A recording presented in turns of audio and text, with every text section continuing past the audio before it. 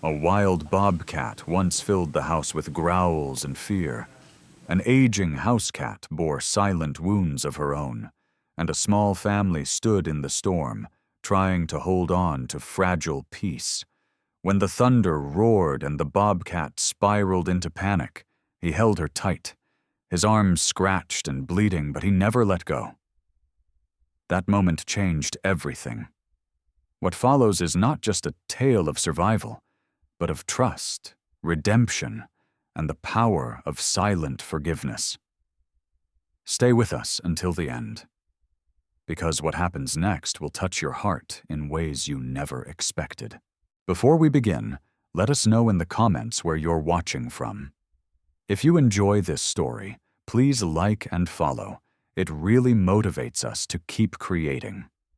Your feedback is always welcome, and it helps us make our stories even better. Thank you. The sharp scent of disinfectant clung to the air inside the animal rescue center, mixing with something older and harder to name. Maybe fear, or maybe hopelessness. I wrinkled my nose as we stepped into the narrow hallway lined with cages. Benjamin walked silently beside me, his eyes scanning each metal box like a man searching for something only he could see. Then he stopped. In the darkest corner of the room, curled like a shadow inside a cage barely wider than a suitcase, was a creature unlike any other. Her fur was mottled gray and ash black, her build somewhere between feline elegance and something wild, something uncontained. But it was her eyes, golden, wide, and unblinking, that rooted us to the spot. She looked not at us, but through us. Her name, scratched in fading black ink on the card outside her cage, was Willow. Hybrid bobcat, female, approximately 3 years old, the card read. Returned 5 times, bit children, attacked other pets, untrainable, violent behavior. At the bottom, one last line in red ink. Transfer to zoo. Tomorrow I leaned closer to Benjamin and whispered, "She's not safe. 5 families tried." He didn't respond. His eyes never left Willow. This was the look I'd seen when he bought a motorcycle frame rusted through, or when he insisted we could fix up the old cabin no one wanted. Benjamin didn't see broken things. He saw chances. Before I could stop him, he knelt beside the cage. The rescue worker hovered nearby, tense. "She's not like other animals," he warned. "Please don't—" But Benjamin was already reaching out, slowly, deliberately, toward the bars. Willow didn't move. Seconds stretched like hours, no sound but the soft buzz of fluorescent lights overhead. Then her head shifted slightly. She sniffed. Just a little. Then, unbelievably, she pressed the side of her face against Benjamin's fingers. I heard the worker exhale sharply. I've never seen her do that. 2 hours later, we were in the car. The transport crate sat in the back seat, a heavy, silent presence. Willow didn't hiss or growl. She just watched us, her eyes glowing like headlights in the dark. As we pulled into the driveway of our little home just outside the city, the first real chill settled in my chest. Sophie, our cat of 10 years. Sweet, slow, never caused trouble. How would she react? Sophie met us at the door, tail high, meowing in greeting. Then she caught the scent. She froze, her tail dipped, and then she was gone, under the bed in the master bedroom, her sanctuary. We set up Willow in the living room as instructed. Large crate, water, toys, litter box nearby. Everything she might need, even though we both knew she wasn't really a pet. She didn't move from the back of the crate. She just stared. Unblinking. We ate dinner in silence, both our eyes flicking towards the crate every few minutes. She never growled, never shifted, just watched. "I don't like this," I finally said, setting down my fork. "This is a bad idea." Benjamin didn't look up. "She chose me. I'm not giving up on her." Later that night, before bed, he opened the crate's door, but left the living room closed off.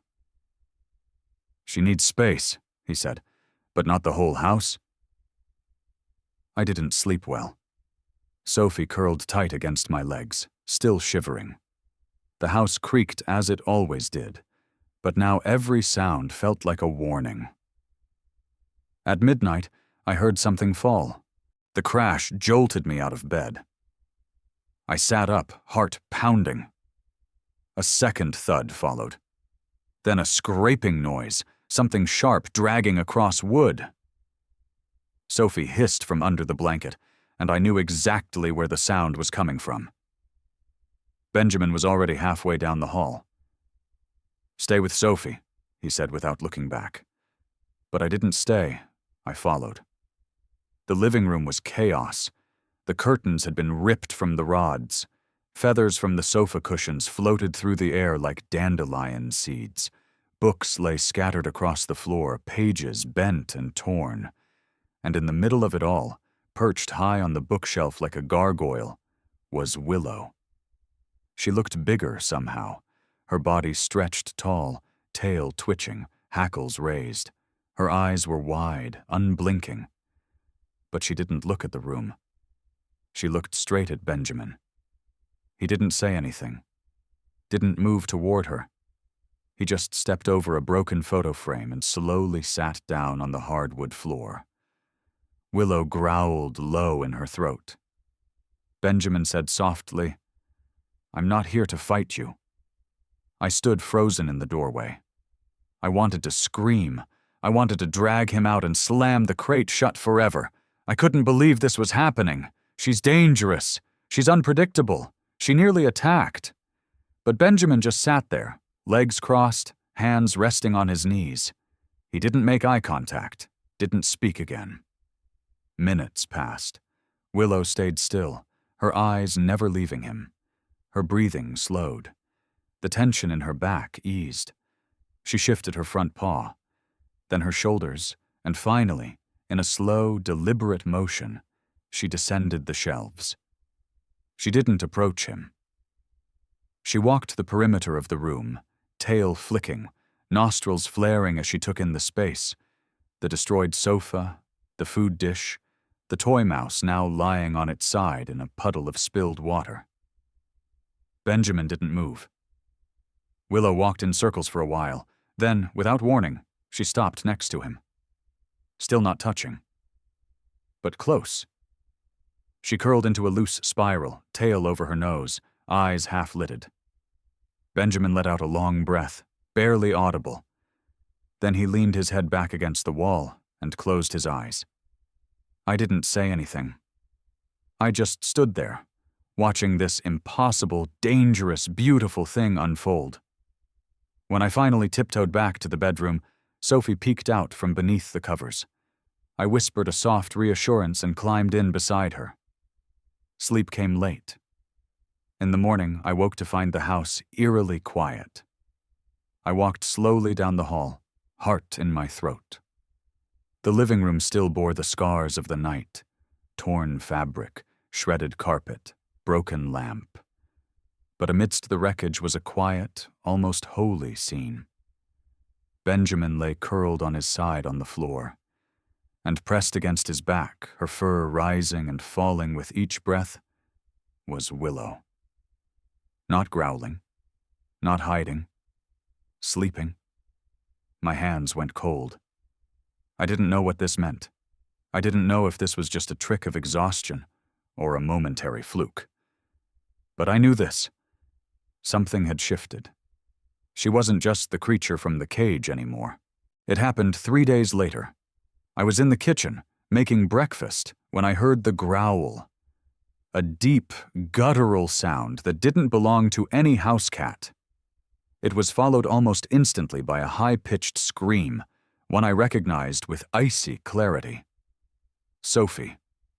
The spatula fell from my hand. I ran. What I saw in the living room froze my body mid-step. Sophie was backed into a corner, trembling. Her ears were flat, tail low and tucked beneath her.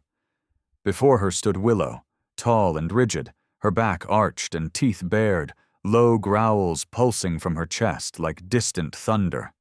"No!" I screamed, rushing forward. Willow turned at the sound, startled, not cowed. Her eyes snapped to me, wild and sharp. I froze just long enough for Sophie to dart. But Willow was faster. Her paw lashed out with brutal precision. Sophie's screech pierced the air as red streaked across her side. She stumbled and collapsed. I dropped to my knees and scooped her up, hands shaking as blood soaked into my sweater. "Oh, God," I whispered. "Sophie, I'm so sorry." Willow backed away, but not in fear. She stood in the middle of the room, breathing hard, her muscles coiled like a loaded spring. "Benjamin!" I cried, tears already clouding my eyes. "She hurt her! She hurt her!" He burst in from the backyard, eyes going wide at the scene. Me crouched over a bleeding Sophie, Willow panting across the room, the rug beneath her stained crimson. "She has to go," I said, my voice breaking. "I don't care where. Back to the rescue, to the zoo, anywhere. She cannot stay here." Benjamin didn't argue. He knelt beside me, quickly inspecting Sophie's wound. "We need a vet, now." "I'm not leaving her alone with me," I snapped, nodding toward Willow. Benjamin looked between us, then made a quick decision. "You stay. Keep distance. Don't approach her. Just wait." I wanted to scream. I wanted to not be left behind. But Sophie needed help, and Benjamin was the only one who could drive right now. With a final look of apology, he took the keys and carried Sophie out the door. And I was alone. With Willow. The room was silent, except for the tick of the wall clock and the sound of Willow's breath. She hadn't moved. She was still near the chair Benjamin often sat in, ears twitching occasionally, eyes locked on me. Not aggressive now, but on edge, confused, coiled. I retreated to the kitchen, keeping the counter between us. I didn't cry anymore. I just watched. She didn't follow. She didn't growl.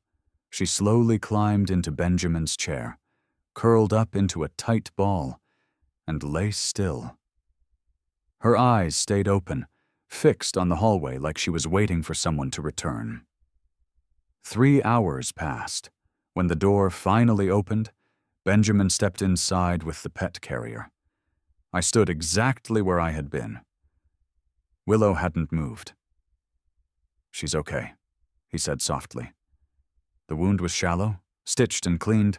Antibiotics started. She's resting now." I nodded, feeling the weight of guilt and rage press down on my chest. "She could have killed her," I whispered. Benjamin knelt beside Willow's chair.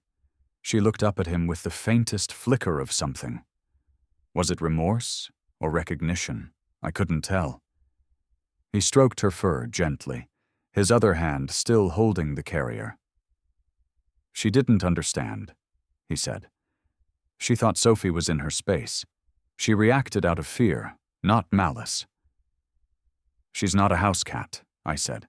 "She doesn't belong here. This was a mistake." Benjamin turned to me. "Just give me 3 more days. If nothing changes, I'll take her back myself." I wanted to refuse. I should have refused. But I saw the same look in his eyes that I'd seen in the rescue center.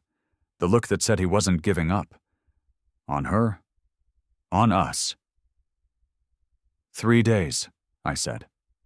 "That's it?" He nodded. And Willow, curled in his chair, blinked slowly. By the 2nd day, we'd carved the house into 2 silent zones. Sophie stayed in the bedroom with me.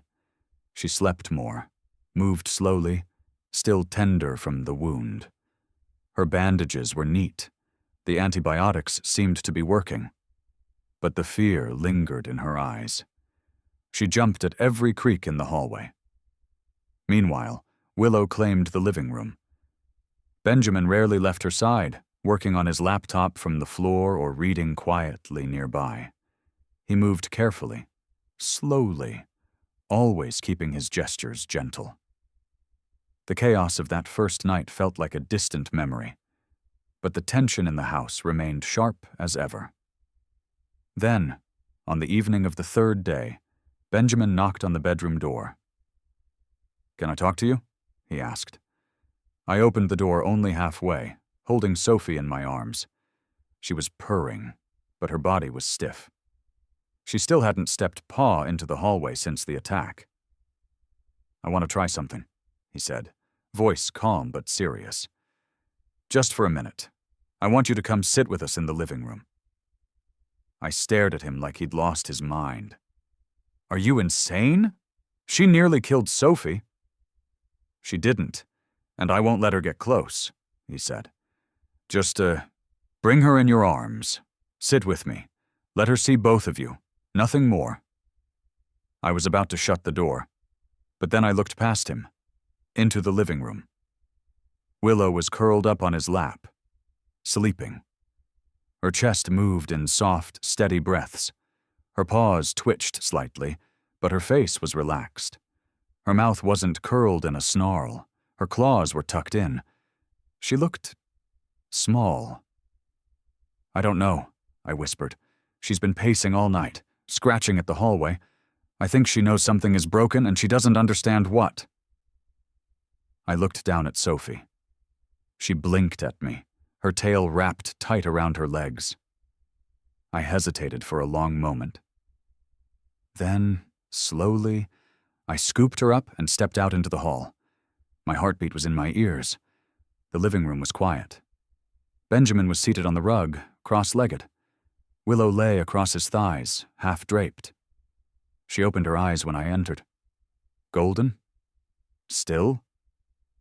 She lifted her head, but didn't move. I sat down, slowly, a few feet away, Sophie still held firmly in my arms. No one breathed. Willow blinked. Sophie didn't hiss. Her ears were flat, but she stayed quiet. The two cats watched each other. Not a stare down. Something softer. Cautious. Raw.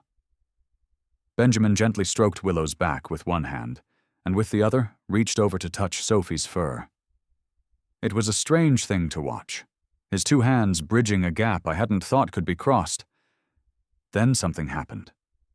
Willow slowly extended her neck. Her nose twitched. And then, without a single sound, she leaned forward and lightly, gently, pressed her nose to Sophie's bandaged side. One slow breath, one small exhale. Then she licked her ear. It wasn't a dominance gesture. It wasn't aggressive. It was tentative, like an apology in the only language she knew. Sophie didn't bolt. She didn't react at all, just sat there, breathing, eyes wide. I felt something in my throat catch, something between fear, disbelief, and heartbreak. "She remembers?" Benjamin whispered. "She knows she hurt her." I didn't speak. I couldn't. That night, after Sophie was settled back in the bedroom, Benjamin brought out an envelope from the rescue center. "Her file came today," he said quietly. "You should read this." Inside were photos, documents, records of where she'd come from before the rescue center, a concrete cage at an illegal breeder's facility, barely 4 feet long, covered in her own waste. She hadn't been called Willow back then, just specimen number 12. One note, scribbled in a harsh, cold hand. Untrainable, aggressive, destroy after performance use. I stared at the words. Benjamin didn't say anything. He just got up, walked into the garage, and returned with the transport crate, the last cage in the house. He smashed it with a crowbar. Willow watched from the hallway, eyes wide.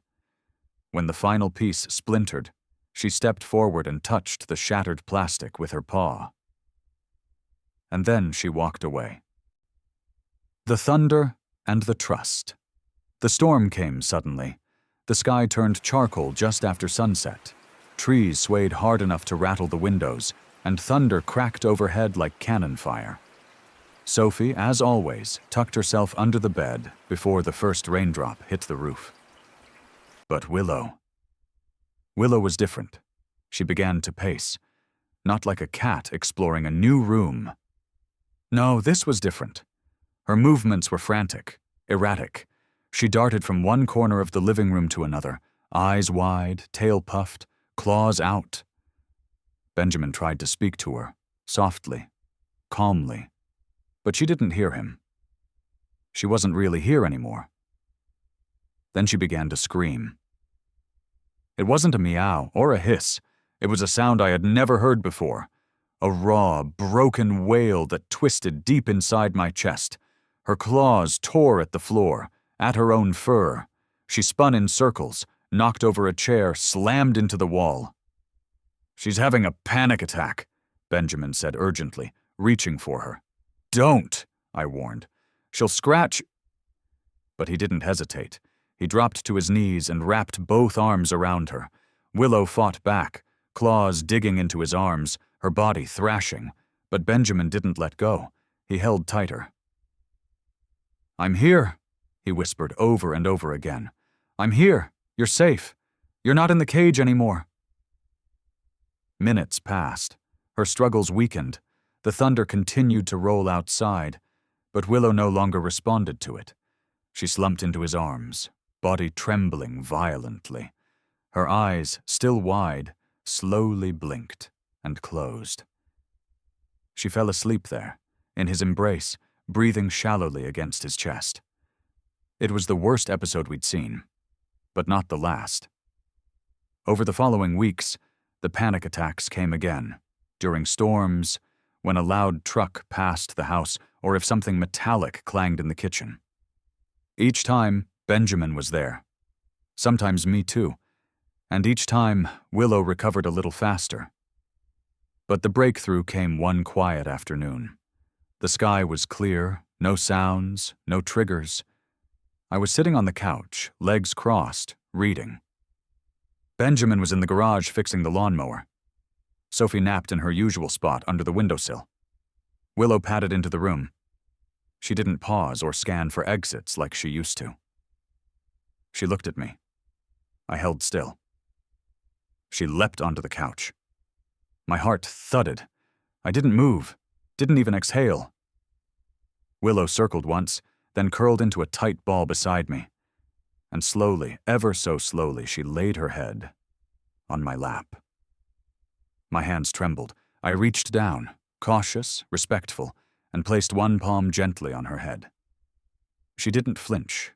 She purred. A low, soft hum that vibrated against my knees. In that moment, the fear in me cracked. Not disappeared, but cracked. I thought back to the cage, to the violence, to Sophie's wound, to my own words. She doesn't belong here. But now, she wasn't just here. She fit. She wasn't a project or a rescued animal. She was family, raw, imperfect, and healing, just like the rest of us. That night we had dinner with both cats in the room. Sophie kept her distance, but didn't hide. Willow lay stretched on the rug, eyes half closed, occasionally glancing at us. Benjamin raised his glass. "2 second chances," he said. I looked at Willow, and I added, "to 6th ones."